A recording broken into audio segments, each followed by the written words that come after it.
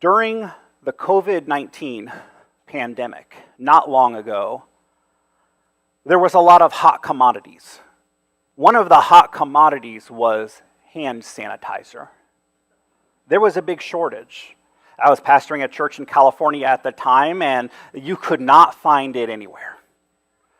Somebody in the church bought a pallet of hand sanitizer for their family. It was just him and his wife.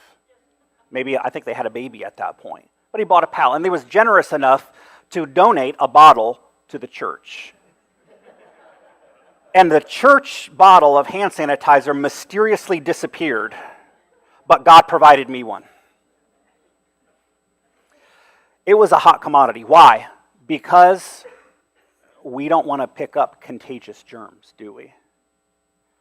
I interned at a church in Canada, and the pastor was insistent that it was one of the things he's proud of. It's like one of the jobs that we did when we were interns at that church in Surrey, suburb of Vancouver. Before the services, we were to take cloths, sanitizing wipes, and wipe all of the specific doorknobs everywhere that people would touch, up and down the doors, except for some. And this was even before COVID.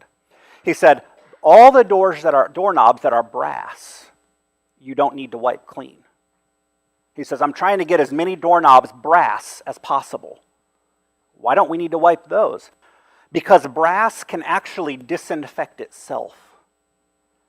In fact, certain metals have been found to inactivate bacteria, including staph, E. coli, and 99% of fungi. They can cause disease, and they disinfect themselves automatically within 8 hours. And because of that, brass is often selected as a sanitary option at healthcare facilities. You see, we don't want the contagious germs. Yet we encounter contagious germs everywhere. Have you ever wondered who sat in that seat last that you're sitting in?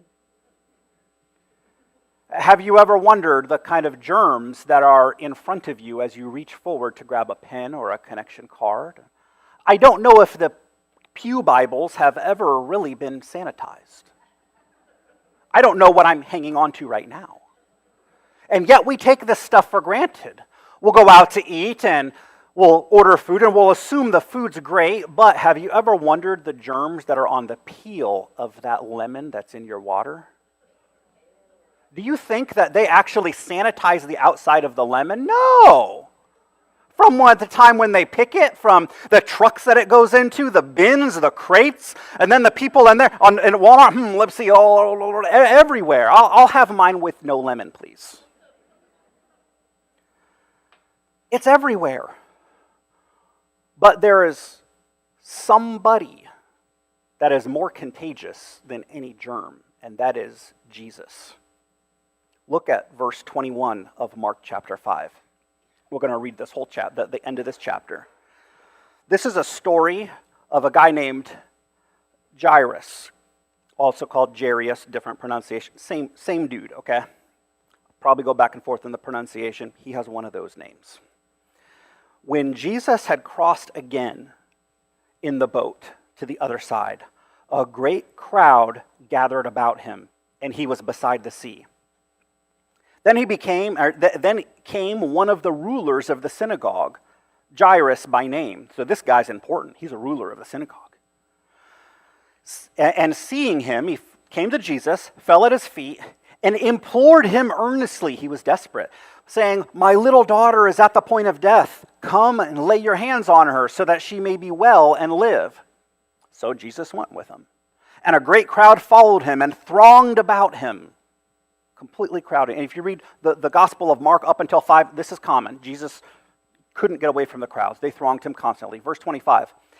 And there was a woman who had a discharge of blood. She had a disease where she could not stop bleeding, who had suffered much under many physicians and spent all that she had and was no better, but rather grew worse.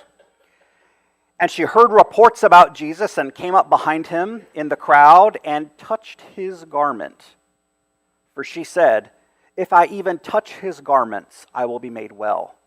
And immediately the flow of blood dried up, and she felt in her body that she was healed of her disease.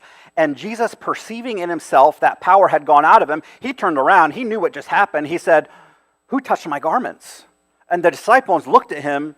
They were pretty puzzled. They said, "You see the crowd pressing around you. Jesus, you're being clobbered by all these people. And you're asking, 'Who touched me?'" Verse 32 now. And he looked around to see who had done it. But the woman, knowing what had happened to her, came in fear and trembling and fell down before him and told him the truth. And this was Jesus' response to her. He said to her, "Daughter." Interesting word. Jesus usually doesn't go around telling ladies, "Daughter." Interesting. We're going to come back to that. He says, "Daughter, your faith has made you well. Go in peace and be healed of your disease."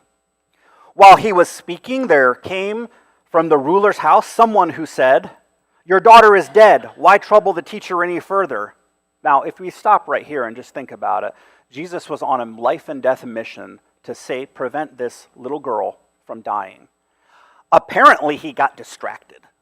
It's almost how it reads. This is what's called a sandwich. Just like you have, the piece of bread and the piece of bread and the meat in the middle. This is a sandwich. In fact, this story of the Jairus' daughter and the woman with the issue of blood is mentioned in all three synoptic gospels, in Matthew, Mark, and in Luke. All three times they're mentioned together. All three times you're introduced to the request. Jesus seemingly gets distracted, although it's not really a distraction, but it looks like it. And then the girl dies, and then Jesus goes back and finishes the job with the daughter. All three times the story's told the same way. So it looks like a tragedy here. Oh no, you wasted your time with this woman who was already sick, who was a castaway in society, and Jesus, you forgot about the important people, the ruler of the synagogue's daughter. Right? Verse 36 now. But overhearing what they said, Jesus said to the ruler of the synagogue, "Do not fear, only believe." And he allowed no one to follow him except for Peter, James, and John, the brother of James. They came to the house of the ruler of the synagogue. Jesus saw a commotion and the people weeping and wailing loudly. And when they had entered, they said to him, "Why are you making a commotion and weeping? This child's not dead, she's sleeping." And they laughed at him. So he told everybody go outside except for the father, that's Jairus, the mother, and those that were with him, Peter, James, and John. And they went in to where the child was. Now look at verse 41. Taking her by the hand, he said to her, said the words, which means, "Little girl, I say to you, arise." And immediately the girl got up and began walking. She was about 12 years of age. And they were immediately overcome with amazement. And he strictly charged them that they should tell no one of this, and they should give her something to eat. What do you make of a story like this when you read it? Did Jesus get distracted? Moreover, why is the story with this woman with the issue of blood sandwiched in between the story of Jairus here? It's like this because all three authors, Matthew, Mark, and Luke, are providing a contrast between these two individuals, between Jairus' daughter and between this woman with the issue of blood. There's a contrast. In fact, there are 7 elements of contrast. Now, some of this contrast are parallel, which is they're identical, right? Some of them are not identical. Some of them are polar opposites, but there's a contrast. This contrast here is that Jairus' daughter is 12 years old. Well, the woman with the issue of blood has been bleeding for how many years? 12. That should catch your attention. We don't want to read into anything, but at the same time, just keep it in the back of your mind. Is there a correlation? Jairus' daughter was at the top of the social ladder. Her dad was an important, influential person, one of the rulers of the synagogue. The woman with the issue of blood was at the bottom of the social ladder. By ceremonial laws, if she had a disease like that, she was declared unclean. She wasn't even supposed to be around other people. Jairus' daughter had full participation in religion, in religious life. In ministry life, if you are a pastor's kid, it's abbreviated. Oh yeah, he's a PK. He's a pastor's kid. That's what they say. She was a PK. Her dad was a ruler of the synagogue. Missionary kid is an MK. She had full participation, Jairus' daughter, in religious life. The woman with the issue of blood, because she was unclean, she had very limited participation in religious life. In fact, when she went to worship, if she got that privilege, she had to be separated by a curtain from everybody else. The Jairus' daughter had her dad, the heroic dad that fights for her cause and seeks out Jesus. And there's nothing wrong with that. That's a good thing. That's a good thing. Yet, what did this woman with the issue of blood have? She'd suffered much under many physicians. She had spent all that she had and was no better, rather than grew worse. She didn't have a dad to fight for her. Think about that. She didn't have a dad. Let alone have a dad like Jairus. There's nowhere that the scripture, the Mark writes the story clearly saying there is nobody that offered this woman help. She was a loner. She was all alone. She had to fight for herself. She spent all that she had on all of these physicians, and she was worse. Complete opposite of Jairus' daughter. They were both in helpless situations. One was about to die, the other had the issue of blood, and if that's growing worse, chances are you're probably not going to live too much longer. It's not good to bleed, you know. And that interesting, both of them were healed by a touch of a hand. That's fascinating. Look at verse 27, the issue of blood, the lady with the issue of blood. She'd heard reports about Jesus and came up behind him to the crowd and touched his garment. Now, there's a lot of things wrong with that statement. Because if you had a disease like this and were issued of blood, you shouldn't even have been in crowds. She was out of line just to even be in the crowds, let alone actually reaching out and touching somebody. That's a big no-no. She was completely, in society, she was out of line completely right there. But because of the touch of the hand, she was healed. And yet, look in verse 41. Jesus comes to Jairus' daughter. How did he heal her? Taking her by the hand, he said to her, arise. Interesting similarity there. The seventh correlation is that this Jairus' daughter is somebody's daughter, Jairus' daughter. As we've already talked about, this woman with the issue of blood has nobody to fight for her, apparently no dad, which is why Jesus uses this language in verse 34. He said to her, daughter. That's not a word that Jesus goes around. Jesus doesn't go around saying sons, daughters.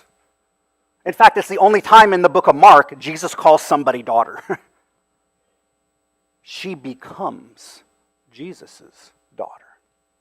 Now, this thing of touching, though, is interesting and healing. We've seen several healings take place so far in this book of Mark as we've journeyed through. In fact, just scroll back a couple pages. In Mark chapter 1 is the first time Jesus heals somebody by touching.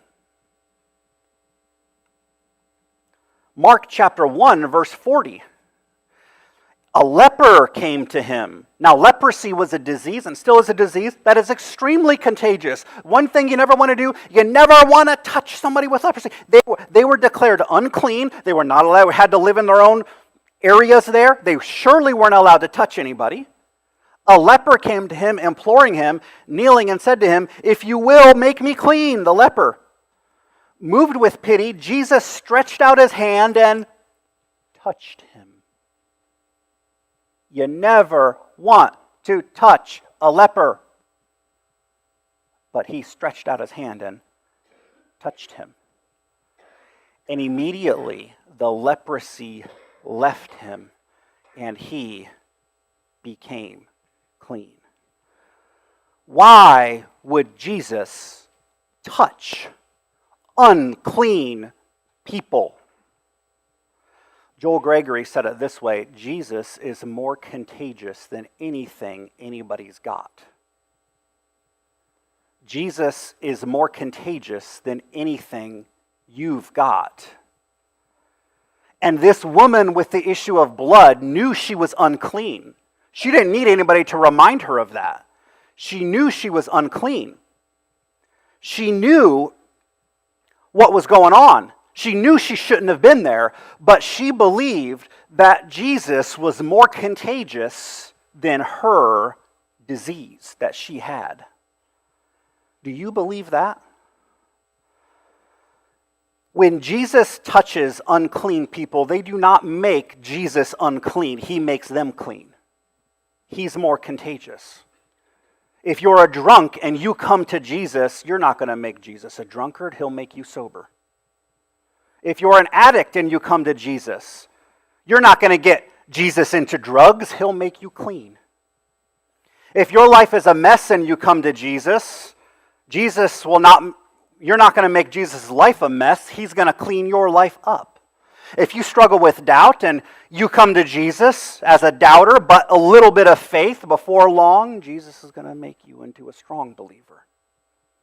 You see, no matter what issue you have in your life, Jesus is more contagious than what you've got. If your life is a mess, He'll clean it up. I can't count how many times people have said, I want to come to Jesus, but I need to clean my life up first. That's not how it works. You can't clean your life up before you come to Jesus. You can only clean your life up if you come to Jesus unclean, and He'll make you clean. Because He's more contagious than anything you've got. The woman with the issue of blood was considered unclean, but when she touched Jesus, she became clean. The leper was unclean, but when Jesus touched the leper became clean.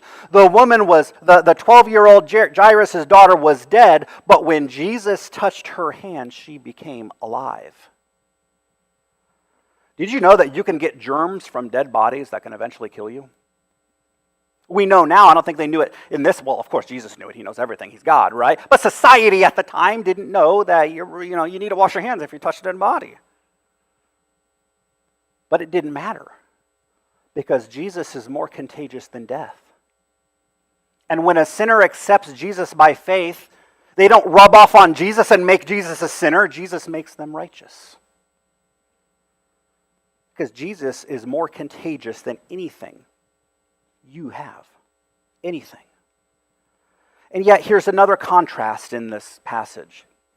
Jairus' daughter was known for what was good about her. Think about that. She was a PK. She was the son or the daughter of Jairus, the ruler of the synagogue. Jairus' daughter is not named, but she's not named. She doesn't need her own name. She's Jairus' daughter. She's unacceptable in society. She's born into a good family. She already has a good name. She has a good name because her father has a good name, Jairus. Even though she's not named, she doesn't need to be named. She has a positive association in society. That's where it says there. I'm in Mark 2. Let me turn back. That's where it says. Then came one of the rulers of the synagogue. That's why that's in there. Jairus by name. Seeking him earnestly. My little daughter. Everybody in the synagogue, did you hear about Jairus' daughter? Yes, there was probably a prayer meeting at the synagogue. Everybody loved Jairus' little 12-year-old daughter. She was known for the good. Now, the woman with the issue of blood, we don't know her name. She's not known for what's good. She's known in the city as the woman with the disease.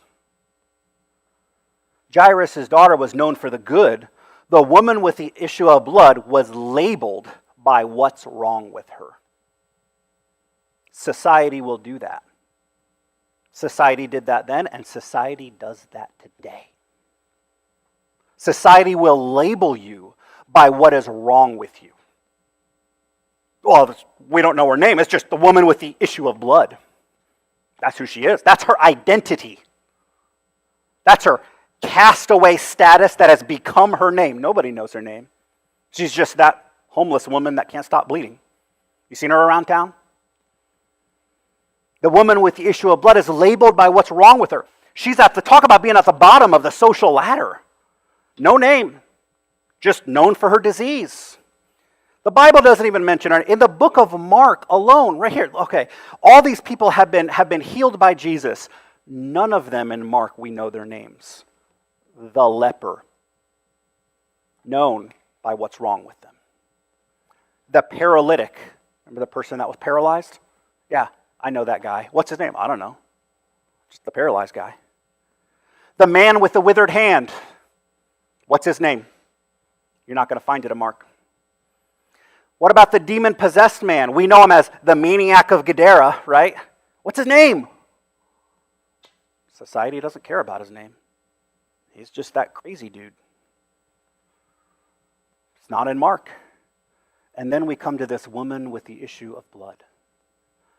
None of their names are mentioned. Only their problems are mentioned. You may feel like you only have problems to bring to Jesus. Jesus is more contagious than your problems. It does not matter what society tells you, who they tell you to be, what they project upon you. Jesus can heal you. None of their names are mentioned. Only their problems are. And they're only known by what's wrong with them. And I can do the same thing today. Some people think that when you get to the point where you're known for what's wrong with you, you're beyond the reach of Jesus. That's not true. That's not true. It doesn't matter what society names you, Jesus can heal you. It doesn't matter what you are known for, what mistake, what life decision have you let? Maybe it's not just society. Maybe you've made a life decision that you have just so beat yourself up, and it was a life decision that has rearranged your whole life. Can I tell you this? Stop letting Jesus, or stop letting that decision define you, and let Jesus define you. It doesn't matter what you're known for, what terrible thing you've done, issue you have. Jesus can heal you. Jesus can forgive you. It doesn't matter what family you come from. In this contrast, it's not like Jairus' daughter is the bad and the woman with the issue of blood is the good, or Jairus' daughter is good and the woman with the issue of blood is bad. It's not a comparison between good and bad. It's a comparison saying no matter who you are and where you come from, Jesus is your cure. It's not a good and bad between those two. No, it doesn't matter what family you come from. You don't have to be Jairus' daughter to become Jesus' daughter. Some people think the only ones that really become Jesus' daughter are the people that are raised and have such a good life and a perfect parents like Jairus' daughter. Only those are Jesus' daughter. Jesus makes a big statement when he tells this woman, defined by society for what's bad about her, daughter. Nobody wanted to claim this woman. She took care of herself her whole life. Jesus claimed her. Daughter. And Jesus will claim you if you have faith in him. Jesus actually stops and put Jairus' request on hold, and he declares his adoption of this woman that society didn't want. She didn't have anything, but she had Jesus, and nobody is more important than Jesus. And when Jesus called her daughter and declared her clean, he said to her, daughter, your faith has made you well. Go in peace and be healed of your disease. He wasn't just talking about of the disease of bleeding, but of sin. Think about it. This woman with the issue of blood, when she reached forth and touched, she's the only one that touched Jesus and reached forth with the element of faith in that. Who touched me? What, Jesus, what do you mean who touched you? You're being thronged by all these crowds. Yeah, but somebody touched me with faith. You see, there was something different about her touch than everybody else's crowds that was thronging him. There was something different. She had the faith that healed her body and her soul because she believed Jesus was more contagious than anything she's got. Jesus did not just come to heal physically, he came to heal spiritually.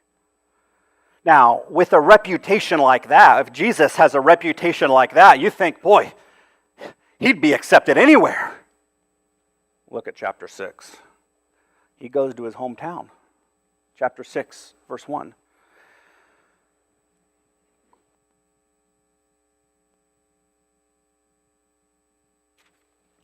Chapter 6 and verse 1. He went away from there and came to his own hometown. His disciples followed him, and on the Sabbath he began to teach in the synagogue. And many who heard him were astonished, saying, "Where did this man get these things? What wisdom is given to him? How are such mighty works done by his hands? Is not this the carpenter, the son of Mary and the brother of James and Joseph and Judas and Simon? Are not his sisters here with us?" And they took offense at him. Jesus said to them, "A prophet is not without honor, except in his own hometown and among his relatives in his own household." And he could do no mighty work there, except that he laid his hands on a few sick people and healed them. And he marveled because of their unbelief. And he went about the villages teaching. So what's going on here? There's actually a threefold contrast in this passage. The first contrast is between Jairus' daughter and the woman with the issue of blood. Both of them, there are people in both stories that had an element of faith in Jesus and realized that Jesus is greater than any problem they have, and Jesus healed them both. So once again, it's not a good and bad between Jairus' daughter and the woman. They're both good examples. Now this example in Nazareth is the third contrast in this passage. Their reaction to Jesus is actually very derogatory. It's very derogatory. Look at verse 2. When Jesus comes, he goes back to his hometown, and on the Sabbath he began to teach in the synagogue, and many who heard him were astonished, saying, "Where did this man get these things? What wisdom given to him? How are mighty works done by his hands?" They won't say Jesus' name. In the original language, there's two different forms of one word. The word autos is the first one is this man is tauton, and then the last one is autos. All forms. Basically, what it's saying is, have you ever been somewhere? Somebody tries something, be like, "Oh yeah, look at this guy. This guy's got it. Who is this guy? Where did this guy come from?" That's what it's talking about.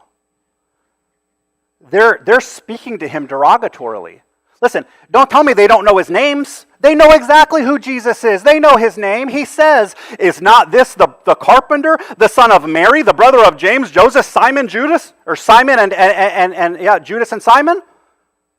They know all of his siblings. They sure know his name. But they're not using his name.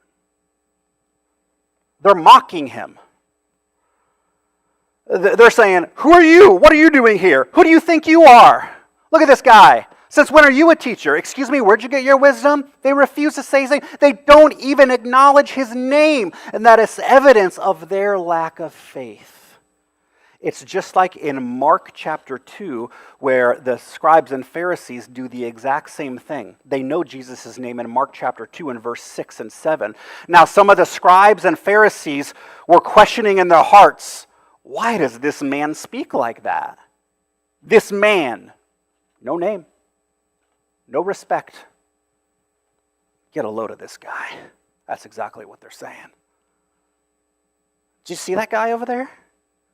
Who is this dude? Where did you come from? I'm sorry, who are you? Yeah, I know your name, but I'm asking you, who are you? All of that's implied. Strongly implied. 3 times, this guy, this guy, this guy. They know exactly his name. They will not say it. Striking it is, because in this brief account is that as a result of their faithlessness, Jesus is unable to perform many miracles in his hometown. Unable. Think about that. He could do no mighty work there. Jesus is unable to perform any miracles there in his hometown. Already in the book of Mark, and already you can look at other gospels, Jesus has commanded authority over the wind, over waves, over demons, over disease, and even over death. But here, Jesus meets his match. Jesus meets his match. Don't stone me for saying that. But that's how it's reading. He could do no mighty work there because they did not have the faith. What a contrast. What a contrast between Jairus' daughter, who was at the top of the social ladder, who had faith and was healed, and the woman with the issue of blood, who was at the bottom of the social ladder, known for what's wrong with her, labeled by society, cast away, but had faith and was healed and adopted by Jesus. And then people in Jerusalem's, or in Jesus' hometown, didn't have faith in Jesus, refused to have faith, and they saw no mighty work done. This tells us the scope of the work Jesus does in your life depends on the capacity of your faith in him. The scope of the work Jesus does in your life depends on your capacity to have faith in Jesus. All of these others, saved, miracle, with faith. No faith, no working. No miracle. No mighty work. The scope of work Jesus does in your life depends on your capacity of faith in Jesus. So the question is not, which one are you, Jairus' daughter or the unnamed woman? No. The question is, you could be happy being either one of those because they both have faith in Jesus and they're both healed. The question is, are you like Jairus' daughter or the woman with the issue of blood, or are you like those people in Jerusalem? Jesus can't do anything because there's no faith. Because there's no faith. So it doesn't matter which one of the daughters you would identify with this morning. Jesus loves you unconditionally because he's your creator and because you are made in God's image. Jesus does not love you because of your social popularity. The question is, what kind of faith do you have in Jesus? Do you believe Jesus is more contagious than what you've got? Do you believe Jesus is more contagious than your sin?